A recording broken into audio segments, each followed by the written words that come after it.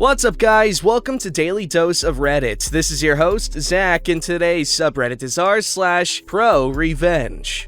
Alright, this story's called Be Sure to Pay Your IT Help. I had been working at a computer repair shop on a commission-based system. We would get PCs in, and the techs would not get paid until the repair work was paid for, and if the client did not pay for the work performed, the shop would take possession after a time and resell the equipment. It was not uncommon for the techs to be screwed out of work they had done. To make this job sound even more appealing, the shop owner would throw PCs from his friends and family to fix, which was not paid work. I was looking forward to a pretty big check due to just cranking out the repairs, but I found out that these were all friends of the owners. So I worked for free those 2 weeks. Damn. One of the things that we do is pull the hard drives and create a complete image of the whole drive for archival protection to be wiped after the job is done. Turns out that the owner of the computer shop and his wife were part of the swingers community.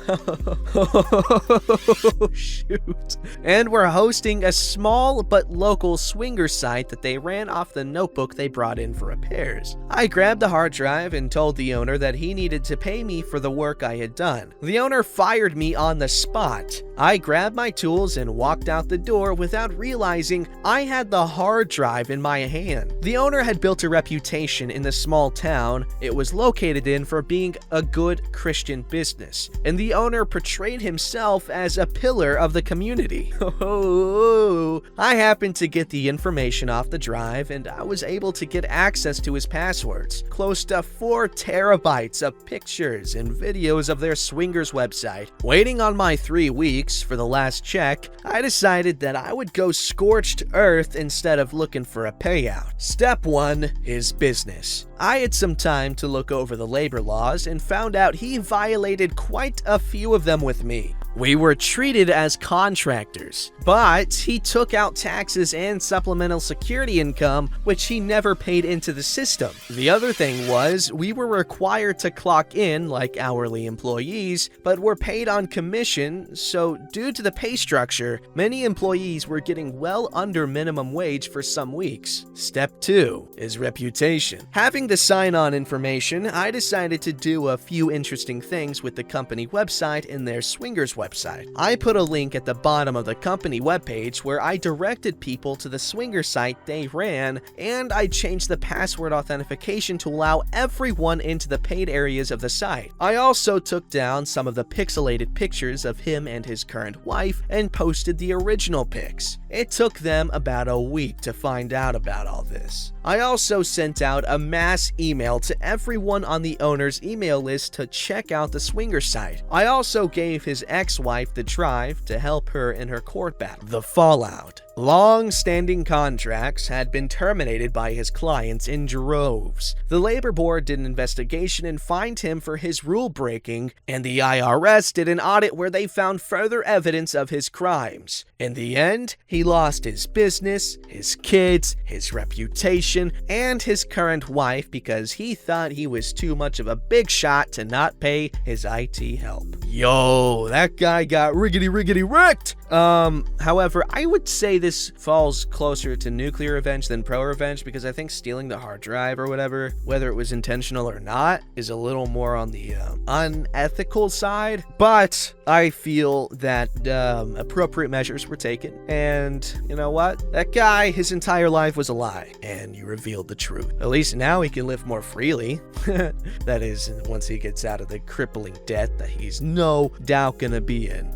Alright, this story's called Competitor IT Company Steals Our Articles. I owned an IT company. We'll call it Uber Tech, that strictly manages business networks, no website development, graphics, etc. One of my employees was tackling an interesting support request with instructions for making changes to a company's website. This happens from time to time where a customer gets confused with their various tech vendors or assumes that we provide all tech-related services. He called the person to get more context, and being in earshot, I could tell that my employee's call was quickly escalating with a frustrated person on the other end, and he has already offered to pass the call to his manager, me. Uber Tech, how can I help you? Pissed off website owner. I want to know what is going on here. I don't know who you are. I don't know why you're calling me, and I don't know why you have my support information. Sir, to be honest, I don't know who you are, why we are calling you, and why we have your support information either. But together, I think we can figure this out. I understand that you have a website and made a request for some changes. Who hosts your website? Derp Company. On their support website, there are instructions to send support requests. I followed them, and now I have you calling me with my support information? Sir, I definitely want to get down to the bottom of this. We do not even offer website services. If you would please work with me, I am sure we can get an answer. What I want to do is have you share your screen with me and then show me what you did to request support. I had him run our remote control software. He then proceeded to navigate to Derpco's support website, support.derpco.com.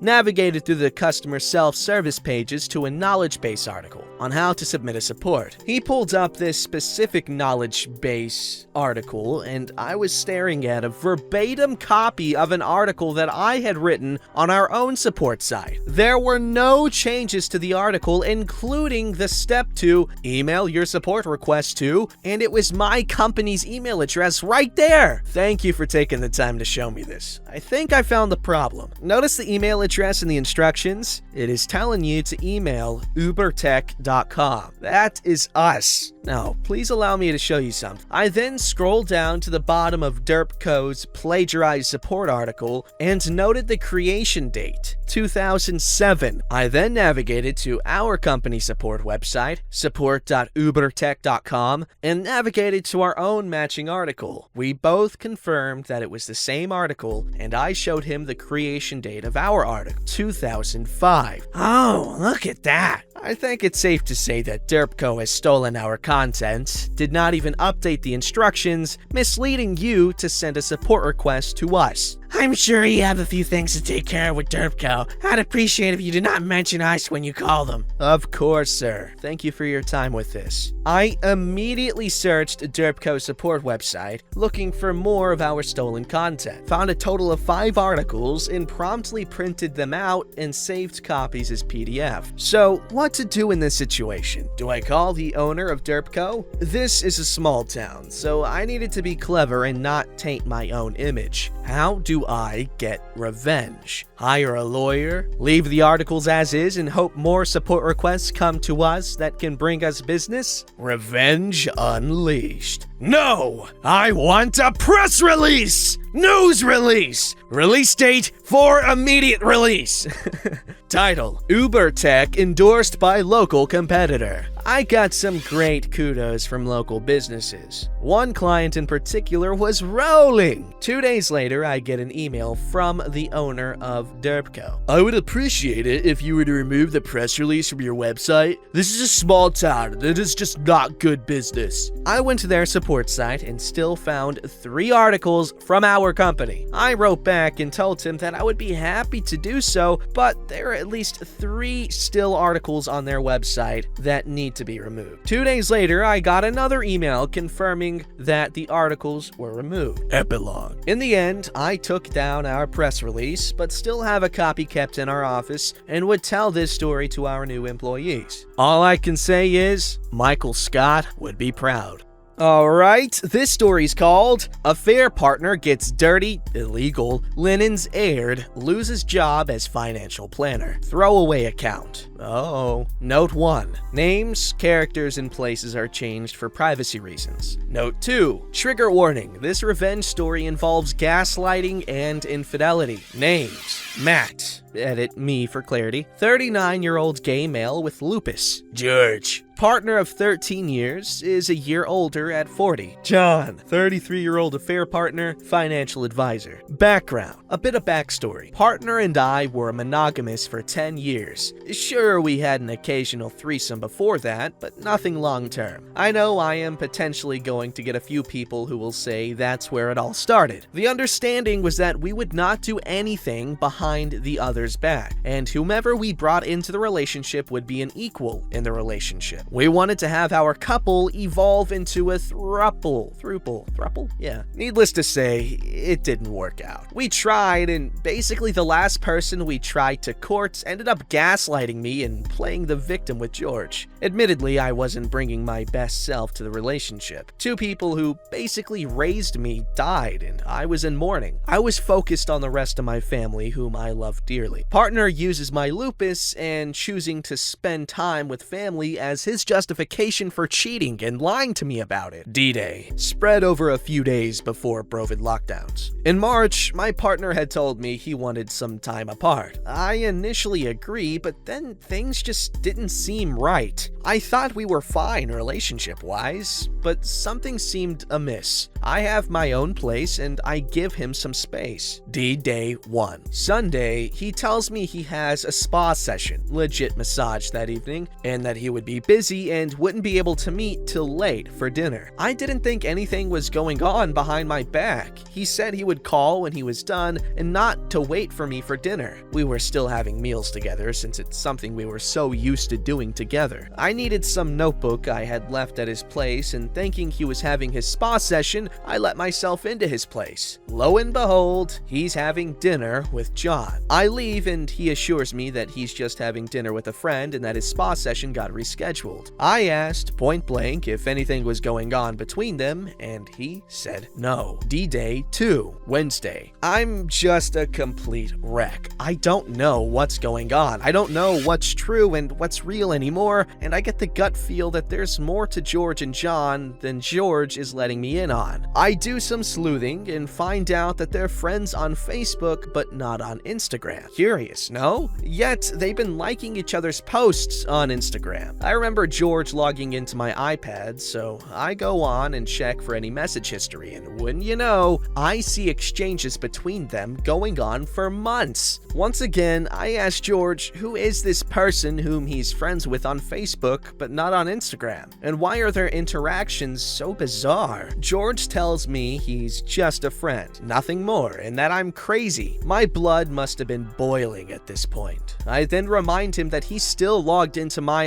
iPad and his face just changes. He tells me that I betrayed his trust and that I shouldn't have done that. He must have been in full-blown panic mode. In their messages, I find out that they've been seeing each other since September 2019. I had an emergency appendectomy in October 2019. Turns out what I thought was indigestion was actually chronic appendicitis, and it had finally ruptured. And the very next day, while I was recovering in the hospital, George and John went out for dinner and John stayed over after. No prizes for guessing what happened that night. They're talking about me in their conversations, and they even arranged to meet on Monday after D-Day 1. John asked if I would show up again, and George said that I wouldn't. At this point, my whole life before just felt like one big fat lie. I'm having plenty of sleepless nights, thinking about how I'm the chump they were fooling for 5 months. I was none the wiser. Furious, I engaged Revenge for Hire service. I wasn't thinking clearly, and caveat emptor, I don't know what that means. I lucked out with a service that did a good job. I gave them all the information on John I had, not much, just his social media accounts, and they did some investigative work. They dug up quite a bit of dirt on him. Turns out, John was in a relationship as well. Inform the partner? Check. George wasn't the only person John was cheating with. They managed to find some chat history of his hookups all the way to 2017. What's most interesting is that John enjoyed using illicit drugs while having these trysts, completing with contact information of parties involved and locations where it happened. They dug deeper and found conversations where he would advise friends to commit insurance fraud. Nothing major, mind you, but fraud is still fraud. And from the conversations, it seems that the insurers did pay out for bogus travel delays. The Revenge agency then asked me how I would like to proceed with the information. I told them, I just want his life ruined. My life and relationship have been ruined. Why not share a little of the pain I was feeling? The agency said they had informed all parties involved. Last I heard, his insurance agencies dropped him on the basis of encouraging insurance fraud, and he has a criminal record for drug use.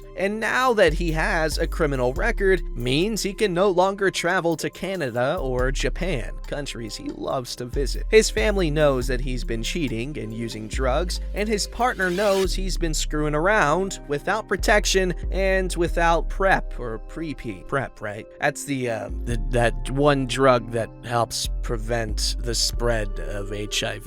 It either helps prevent you contracting it or spreading it. I'm not sure which one, or both maybe. I think it's protecting from it. Either way, bad guy. My question is, when you already have a pretty open relationship, why would you go behind your partner's back? Like what?